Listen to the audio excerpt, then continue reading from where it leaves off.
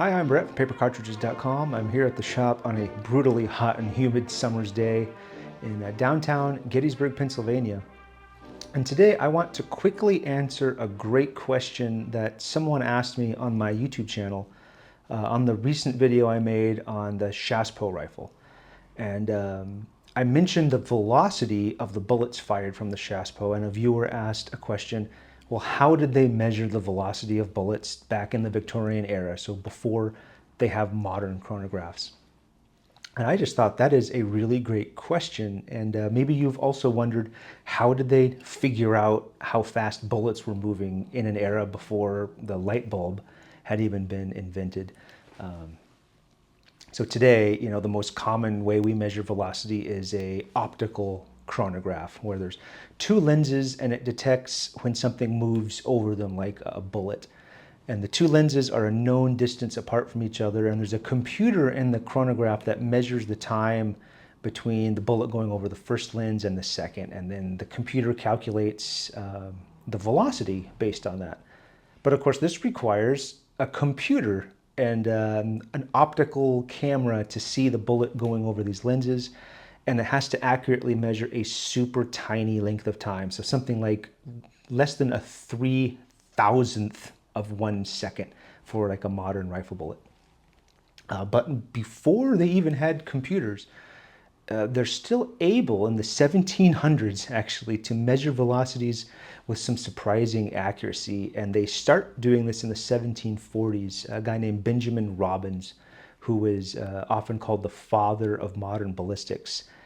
He's a British scientist. He's interested in the physics of a bullet's flight. And so to understand the physics of a bullet's flight, to do the calculations, you really need to know the velocity of the bullet. So Robbins, being a mathematical genius, he goes and invents a device to help him calculate the velocity of bullets. And he invents the ballistic pendulum. And I'll show you what his ballistic pendulum looked like. The pendulum here is actually the target that the gun gets fired at. So the pendulum hangs freely from a frame, and then when Robbins fired a bullet at it, the bullet hits the target at the base of the pendulum, and the force of that impact moves the pendulum back a certain length. And now all Robbins has to do is gather up all the data and mathematically calculate the speed of the bullet. So he knows how much the bullet itself weighs. They can weigh the bullet. They know how much the pendulum weighs on the target. And he measures how far the pendulum moves back when the bullet hits it. He gets the exact angle of the arc that the pendulum moves. So all he has to do now is punch in the numbers and like literally just solve for X. X here is the speed that the bullet was moving when it struck the pendulum. And technically this is kind of simplified. Robbins did go a lot further, a lot more complex. He measures the period of oscillation and the rotational inertia of the pendulum. Stuff like this makes a historian's brain start to turn to mush. But what you should know, and what really matters, is that in the mid-1700s, they could measure the speed of a bullet with remarkable accuracy. You can get really precise measurements. And they made these pendulums for small arms as well as for cannon. They just made bigger pendulums. And you could also get more accuracy by doing another calculation, measuring how much the gun recoils. So you know the weight of the gun, you know the weight of the bullet, and if you can measure how far the gun recoils, you can add that to the equation and get more accuracy. But things really start to get exciting about 100 years after Benjamin Robbins. So 100 years after the first ballistic pendulum, the science nerds discover electromagnets. And now finally, we can harness electricity, the speed of light, to help us calculate the velocity. And this is first done successfully by a Belgian army officer, a Captain Navez. I'm probably butchering the pronunciation. But he switches things up with a new electro ballistic pendulum. So the target for the gun, the thing that's actually getting hit by the bullet, is no longer the pendulum, but now the bullet is severing two electrically charged wires. And usually the wires get connected to a piece of wood or to a metal frame, and the wires are just barely touching, so that they complete the circuit, but when the bullet hits the wood or the mesh frame, it will separate the wire and that cuts the circuit.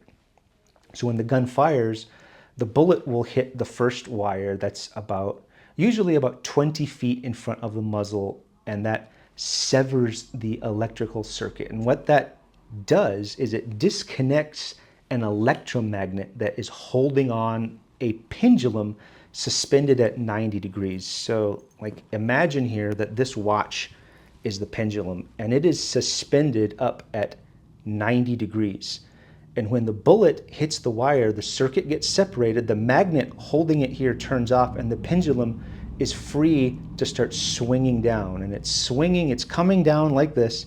As it's moving, the bullet hits the second wire that's about 50 feet in front of the muzzle, and that cuts a second circuit, and the machine will record exactly where the pendulum was when that second circuit gets cut. So if you're a science nerd, you can do more math and you know how fast the pendulum accelerates with gravity, you know the weight of it, you know the angle that it moved, and presto, this gives you the velocity of the bullet very accurately. And if you've watched earlier videos on this channel, you've seen me use the bullet velocities that were compiled for the British by Captain Noble in the British Army. He used the Naves Electro Ballistic pendulum, and among other things, he measures the P53 infield velocity at like 1,284 feet per second. I got to jump in with a quick correction. I was about 20 feet off. I should have said 1,265 feet per second. And any way you slice it, that's still really good velocity for a rifle musket. And everyone in Europe had these electro-ballistic machines, so they're measuring the velocities. In the United States, Captain Mordecai from the Ordnance Department very famously did a lot of research with the ballistic pendulum. But it's in the late 1850s when it gets upgraded by another one of my brother ordnance officers, Go Ordnance, Captain Benton. And he was instructing at West Point. This is right before the start of the American Civil War, so think like 1860. And he takes the Naves pendulum and he modifies it by adding a second pendulum so that they both start at 90 degrees. So they're kind of sticking out from each other on each side, and they're held in place by the magnets. The gun gets fired, the bullet flies downrange, and the bullet cuts the first wire, and then both pendulums start to fall when the magnet turns off. So both pendulums are start falling at the same time. Then the machine will detect when the bullet cuts the second wire. It records exactly where the pendulums are, just like at the Naves machine. But the Benton machine also measures the point where both pendulums passed each other as they were falling. Now, technically, they should, in a perfect world, pass each other at dead center, 0 degrees right in the middle of the arc. But they never actually do because of friction and any number of other little variables. But using both pendulums, they both drop at the same time, and then Benton finds out where they pass. Knowing that error allows Benton to correct the calculations and get extremely accurate calculations, more accurate than the calculations that you get on your modern optical chronograph. So the error on Benton's ballistic pendulum is less than on most commercial modern chronographs. And if you want to know more about the electroballistic pendulum, the best resource is Captain Benton's Manual of Ordnance and Gunnery from when he was teaching at West Point. Several editions, this one's from 1862, but it's available for free on the Harvard Library website. The chapter on ballistics starts on page 382. And since Benton wrote this for West Point cadets, it's broken down, like we say in the Army today, it's broken down Barney style. So it's easier for us history nerds to understand what he's talking about until he gets into the math anyway. But that is the answer to the question, how did they measure bullet velocity before the modern chronograph? So I hope this short video was useful to you. If you do have a question, feel free to ask it in the comments, and who knows, I might answer your question as well. But thanks for watching, and I'll see you next time.